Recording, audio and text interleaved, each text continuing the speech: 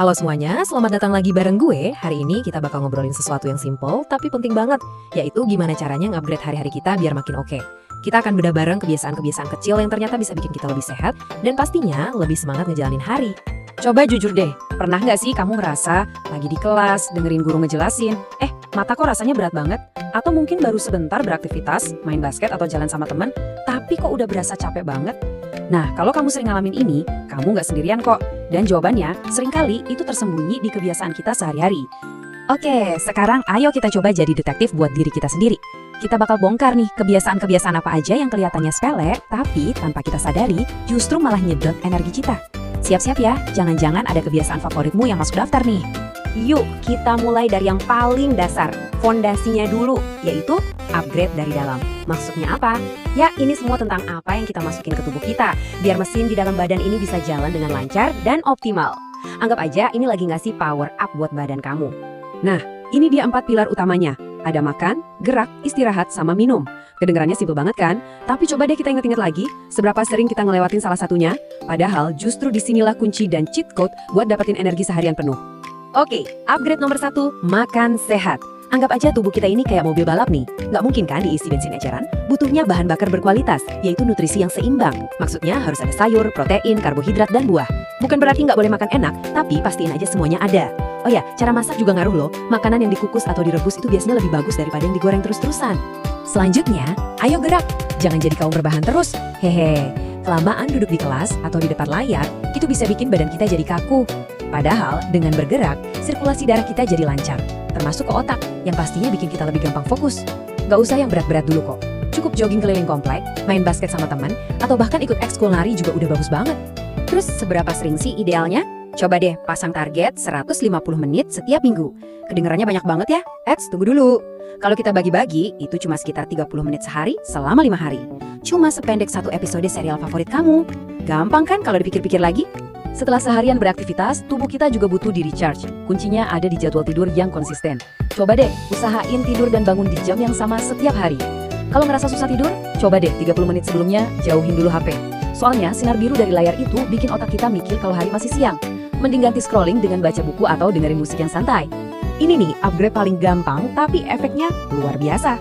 Minum air putih yang cukup itu bisa bantu metabolisme tubuh kita jalan lancar. Dan yang pasti mencegah kita dehidrasi. Targetnya juga gampang diinget kok, sekitar 8 gelas atau 2 liter per hari. Oke, mesin dari dalam udah kita upgrade nih. Sekarang kita lanjut ke perisai dari luar. Nah, ini semua tentang gimana cara kita melindungi diri dari serangan kuman dan penyakit yang ada di sekitar kita setiap hari. Kita ini sebenarnya setiap hari lagi perang ngelawan kuman loh.